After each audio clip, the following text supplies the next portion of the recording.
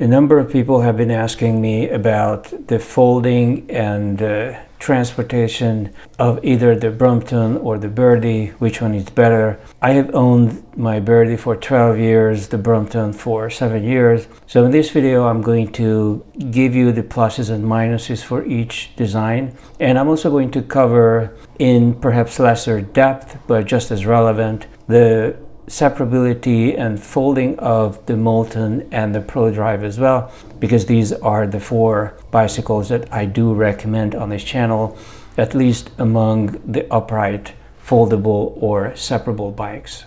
So to start with the Brompton bike, the Brompton has 3 joints or folding points. There are 2 joints that you see up here, and there is another separation back in the rear triangle, and it is because the frame is broken that the bicycle can have a wheelbase about the same size as a normal full-size bicycle while being foldable into such a tiny size. This is not the case with the Birdie, which has a shorter wheelbase but no break in the frame. So here is how you fold it. First, you fold the rear wheel under the top tube, and now you understand why the top tube has this curve in it. This curve is required if the rear wheel is going to fit, and if you fit the rear wheel exactly under the top tube in a straightaway direction, then you might be able to roll the bike either on the rear wheel or on these little easy wheels that you see in the back. There's a suspension element there. There is a little elastomer, and you don't want to roll the bike in a way as to rub against it, because that can destroy it very quickly. And here is the front part, or actually the middle part. Some people have complained that this is an old school folding, that you have to unscrew it, but this is much more secure than the spring-loaded latch, which is the kind of folding mechanism you would see on the Tern bike. And you see how straight it folds. The folded top tube, the 2 parts that are now folded, line up against each other beautifully. And the reason the front wheel sticks is because the front wheel locks into the rear triangle. This works only if the rear triangle is stabilized and if it does not open up. Here you can see it. This is how the front wheel folds into the rear triangle. You can see it here. If you left the bike like this and you started to roll it around, the triangle would open, and I will show you how that happens.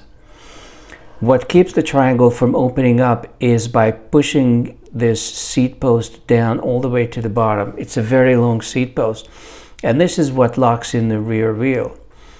If you have read my book, you know that I do not use the standard seat post. I believe in comfort, and I use my bike for weekend touring a lot, and for that kind of a use I need something with suspension in it. That means my seat post is much shorter, it does not go down like this, and it does not lock the rear wheel. There is a workaround for that. In fact, there are several of them. You can use a Velcro here to lock the rear wheel to the top tube, but that means you will not be able to roll the rear wheel. You can still roll it on the easy wheels wherever you have them, but it's certainly not the optimal solution. If you want to roll on the rear wheel, you can also carry a small PVC pipe and stick it into the bottom to lock the rear wheel. That's another option, and certainly better than the Velcro in terms of preserving the finish of the frame. I use the Velcro because I very rarely even bother to do this. And you have to secure the seat post, and that's it. The front part, or the steering post, is very easy to fold in. There's a little snap up here that locks into place by itself. So you're just using gravity, but there's a little snap that holds it very securely. So this fold was worked out in a masterful fashion by Andrew Ritchie, who designed this whole system. There is also a refinement of a foldable pedal. Not everybody uses this. If you want it to be extremely unbelievably narrow, then of course you can do that. So long that you have your seat post locked, you can grab the bike by the seat and carry it like that. Here I'm going to show you another issue that a lot of us deal with, which is to try to push a folded bike around. This is quite comfortable in the case of the Brompton. You don't do the last fold, you leave it out. And you can even have a big bag attached here, and you can use that for shopping. This works quite well, although these easy wheels that come standard are very tiny.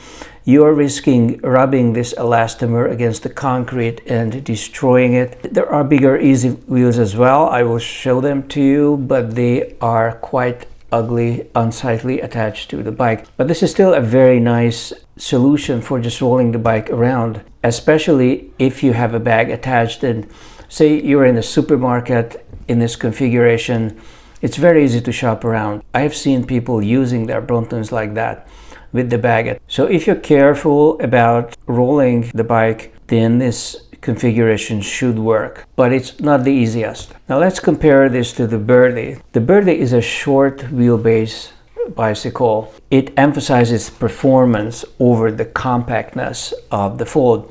You see that it has the same kind of curve of the Brompton, but not really. It does not curve that much. So the rear wheel is not going to be folded exactly under the frame.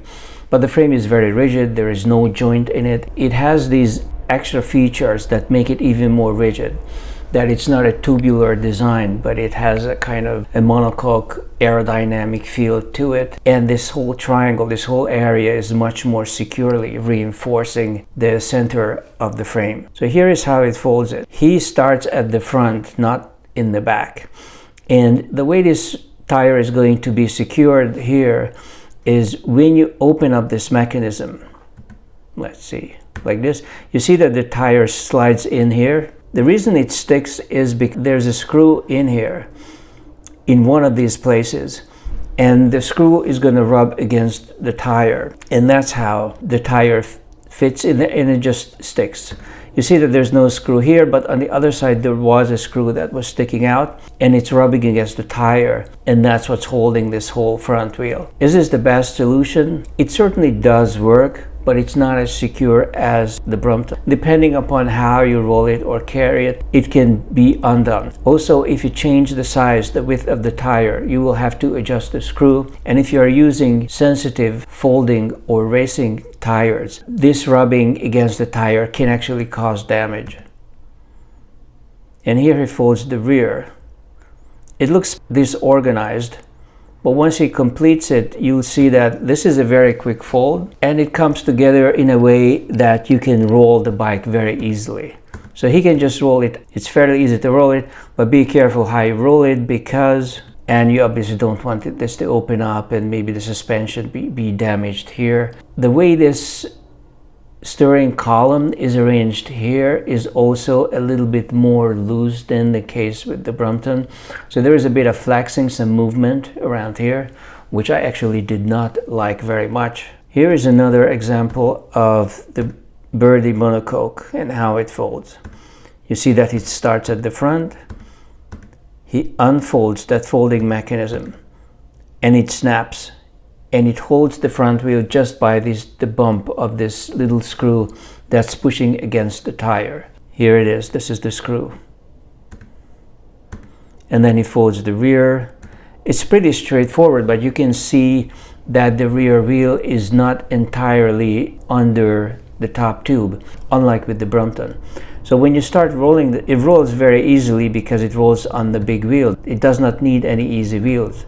Although easy wheels are available, you can attach them here, and then you can bend the whole thing or tilt it, and then you roll it on the easy wheels, and I will show you how those look.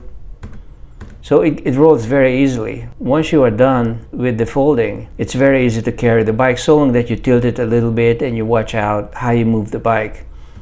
But I think this roll is a much easier way of handling it than with the case of the Brompton. And unfolding is very quick. So I think that's remarkable. There you go. Very easy and quick unfolding. You can buy larger, oversized easy wheels for both the Brompton and for the Birdie. I don't think it looks very good, but it is a cheap option. 50 bucks from Dino Kiddo in this case.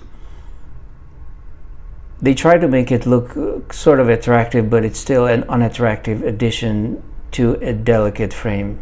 You can certainly tilt the seat post backwards and then roll it around a lot easier than you would with the stock easy wheels, but I think that there is too much of an aesthetic damage from it. At least personally, I would not attach something as monstrous as this. You can also do the same thing with the Birdie. Birdie also has these attachments, and then you can just tilt the seat post backwards and roll the bike on the easy wheels rather than on the rear wheel. This is actually going to work less well than the Brompton because the front wheel and the steering column are always going to be moving a little bit. They are not really precisely set like in the case of the Brompton bicycle. Obviously, most people are going to buy either the Brompton or the Birdie for commuting and travel.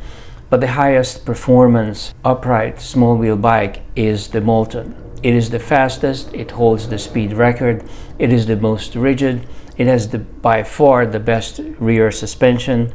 There is an adjustable air bubble in the back, which is about as sophisticated as it gets for a bicycle. So here's how it separates. Instead of 10 seconds, it's going to be more like a minute to accomplish this.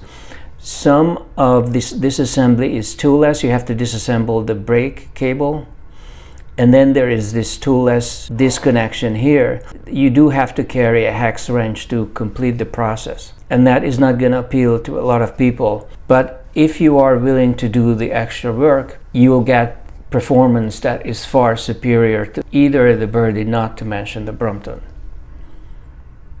So the Brompton is the most compact, portability-oriented design, and the Moulton is the most performance-oriented design, and the Birdie falls halfway in between. But most people do not consider is that once you separate the two pieces of the Moulton, you can Velcro them together or use a dog collar or a rope or something to put the pieces together. And if you just keep the bike on one wheel, it is actually very easy to roll it. It's probably easier than to roll any of the others, even though this bicycle was not intended for rolling around and it's not a folding bicycle at all. But you can see that it definitely works.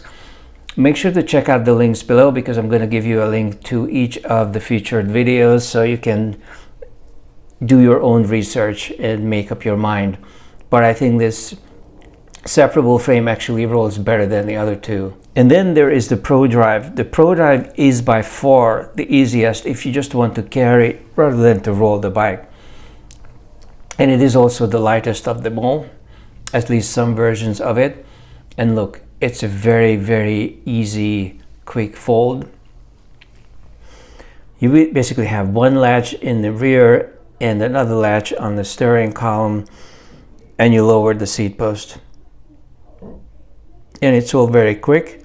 It's locked in. The rear wheel is locked in. The front wheel doesn't actually fold. This front mechanism is steady throughout.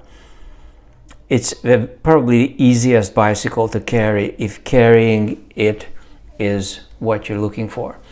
So when you make your decision, you really have to consider what you want to do most of the time. Do you need to roll this thing around folded a lot? Or do you just want to get past a revolving door or into an elevator? Or are you just folding it into the car or into an apartment? Do you want to carry it around? So you have to make up your own mind. But in any case, make sure to check the links below, check out my shop, subscribe to the channel, give a like, and so on. I'll be back.